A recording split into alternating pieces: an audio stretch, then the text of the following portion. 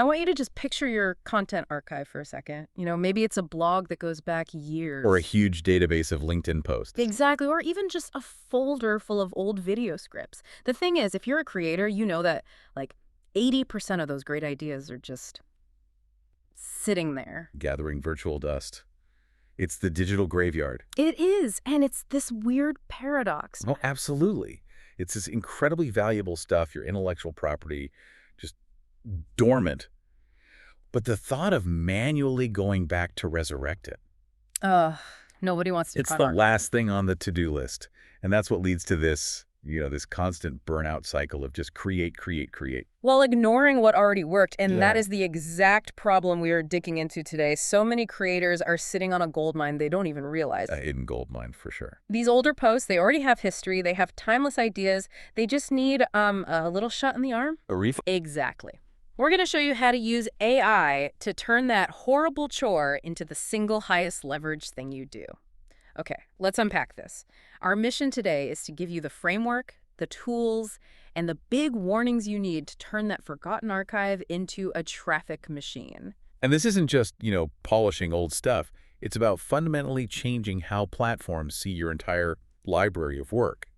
It's about multiplying your reach without actually multiplying your effort. So let's start with the why, because I think you have to get this part first. Why does just, tweaking an old post suddenly make it roar back to life? It's more than just looking new. It really is. It starts with what I'd call the algorithmic advantage.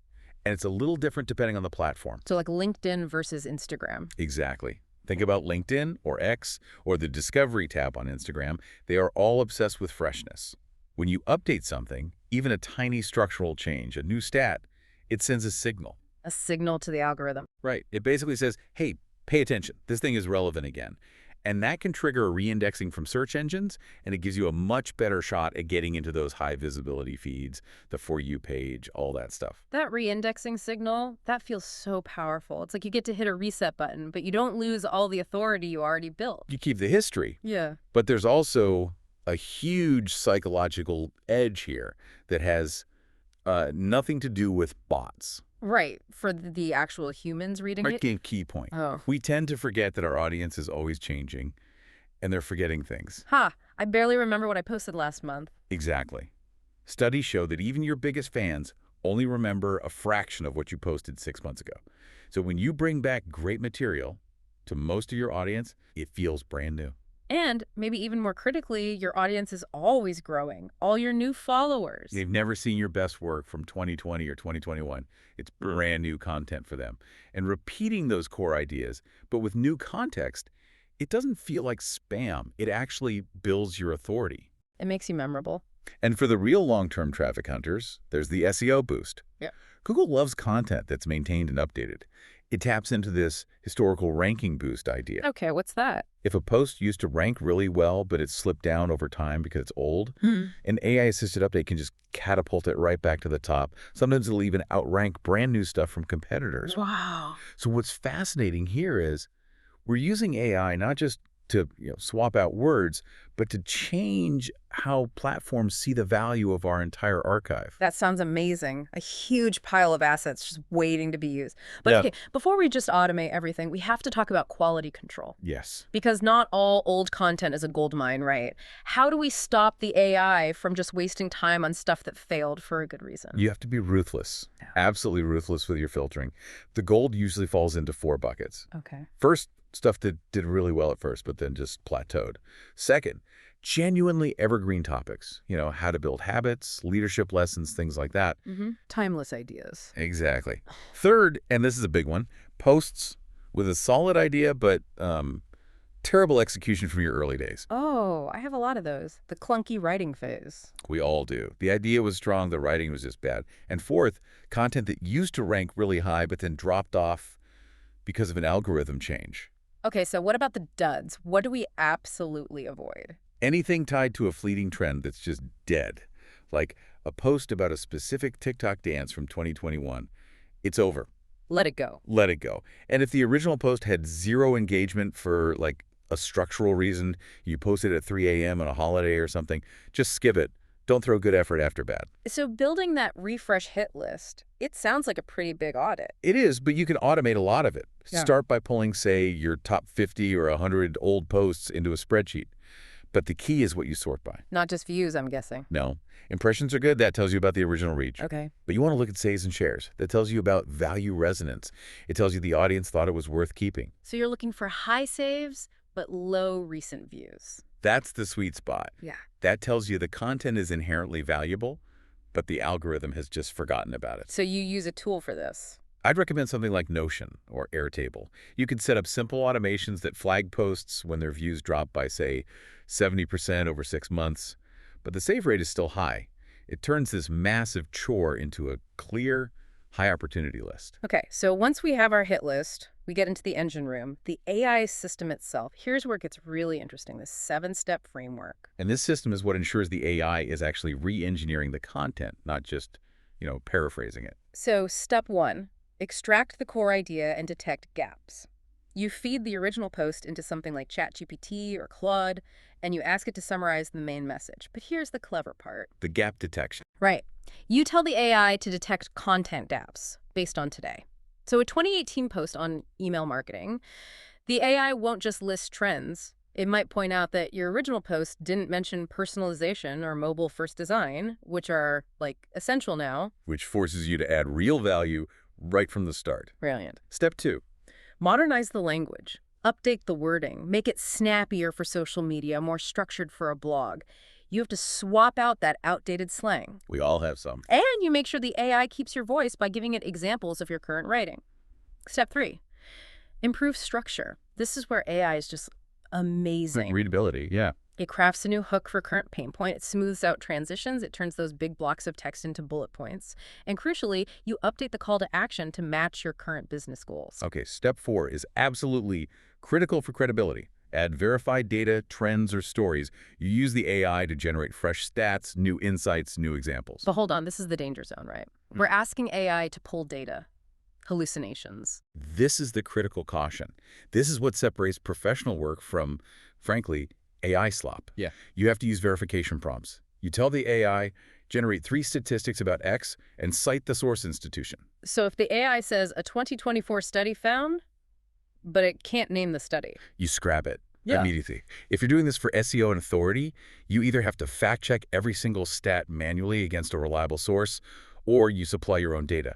Never, ever publish a fake statistic. It will destroy your credibility. Okay, that's a huge warning. Step 5, repackage for different formats. This is the ROI multiplier. This is where you maximize your reach. Exactly. One blog post becomes 10 LinkedIn posts. The text becomes a video script for a reel. A Twitter thread becomes a carousel outline. Step 6 is optimizing for the platform algorithms.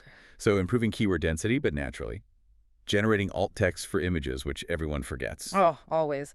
And then finally, step 7, create multiple updated versions. Don't just do one refresh. No, you create variants. A short, punchy version. A long, deep dive for the experts.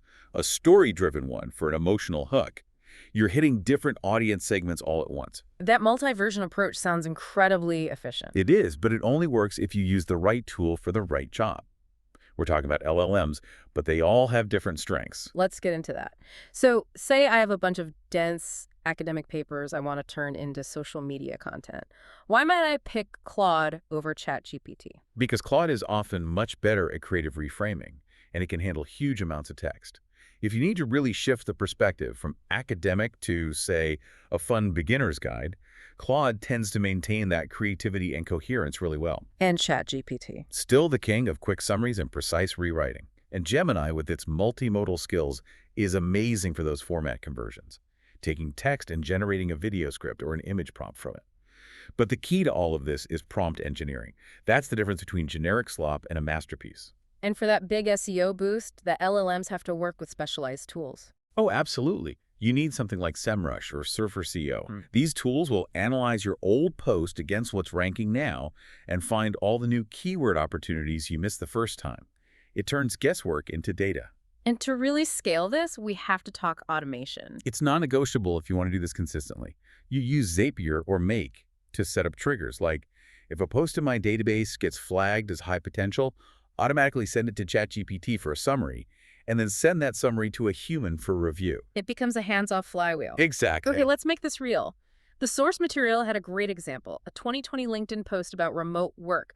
The original was so generic. Set a dedicated workspace, use Pomodoro, Yeah, good intention, clunky writing, no data, no real hook for today's world. but then look what happens with the AI remix. The first version was the modernized direct version. Right, the AI added that punchy 2025 relevant hook. Remote work burnout is real. And then it integrated real data from Harvard Business Review. It turned a vague tip into a data-backed recommendation. Then they did the story-driven version. Alan started with a story about the 2020 world shutdown, and it connected that original idea to the current need for mental space in a world full of AI.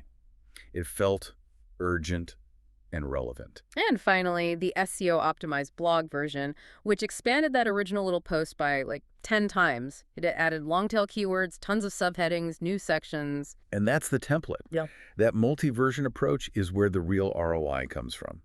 You're signaling freshness across multiple platforms at the same time, and you end up with 3 to 5 times the original reach. That is the magic. So let's talk about scaling this up from just a few posts into a consistent system. Scaling means you have to get into a rhythm.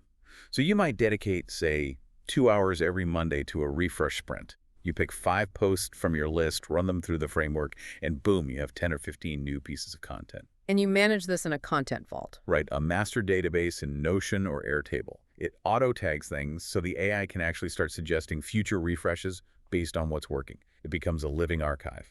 And once that system is in place, you can move to some really advanced techniques. Oh yeah, this is where it gets fun. You can do things like predictive modeling. Using AI to predict what's worth reviving. Exactly. You use AI tools in your analytics to score the revival potential.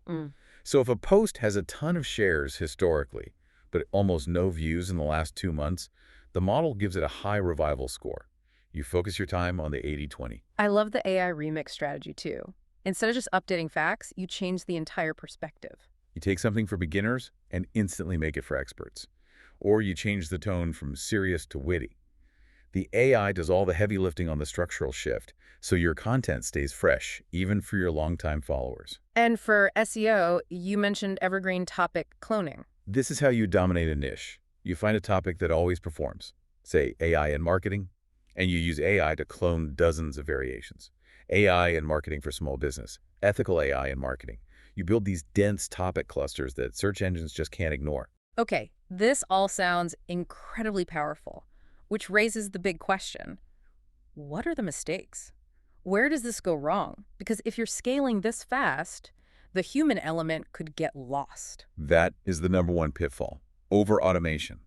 The AI slop trap. If you just feed old text in and publish whatever comes out without a human review, It's going to sound robotic, soulless, just generic. kill your brand authority. So what's the trade-off then? If I want to do 50 refreshes a month, how do I keep my voice without burning out? The human pass is non-negotiable, but your role changes. You're not writing the structure anymore. You're infusing the personality. You check for accuracy, you add a personal story, you tweak the phrasing. It's maybe 15 minutes of polishing per piece instead of hours of writing. Another huge mistake is updating without adding true value. Just paraphrasing, swapping a few words around. That's just lazy. It's lazy, and the algorithms in your audience will see right through it. The refresh has to solve a current problem or teach something new. And we have to say it again. Keeping outdated stats. It's a credibility killer. Citing 2015 data in a 2025 post just screams unreliable. Verify it. Or if you can't, just take it out. Focus on the ideas. And finally, keyword stuffing. The old SEO trick. It backfires now. Modern algorithms hate unnatural writing. It has to be readable for a human first. Always. So what does this all mean? We've covered the framework, the tools, the mistakes. It means you have to measure this. It's an ROI-focused strategy. You have to track it. Start with impressions. We often see a 2 to 5 times bump pretty much right away. And track your engagement rates, especially saves and shares. That's what tells you you're building real authority. This isn't a one-time fix, it's a compounding flywheel. We've seen case studies. A SaaS company that got back 80% of its lost SEO traffic just by focusing on 50 old articles. We've seen creators literally 10x their reach by just maximizing what they already have. The future belongs to creators who can repurpose relentlessly, not just the ones who can create new stuff the fastest. Stop letting your best ideas die in the archive. Make them work for you around the clock. It's the ultimate form of leverage. You're using AI to build authority based on your history, not just your frantic present. So here's your thought experiment for the week. If you could only choose one metric to track the success of your first 5 content refreshes, knowing that algorithms favor relevance and audiences want value, would you track impressions or conversions, and why? This episode is brought to you by Whoop Social, the all-in-one social media tool that saves you time and skyrockets your growth. Stop wasting hours posting manually. With Whoop Social, you can schedule, publish, and track performance across every platform, all from one simple dashboard. Whether you're a creator, brand, or agency, Whoop Social helps you stay consistent, reach more people, and grow faster automatically. Don't wait. Join thousands of smart marketers and start free today at whoopsocial.com.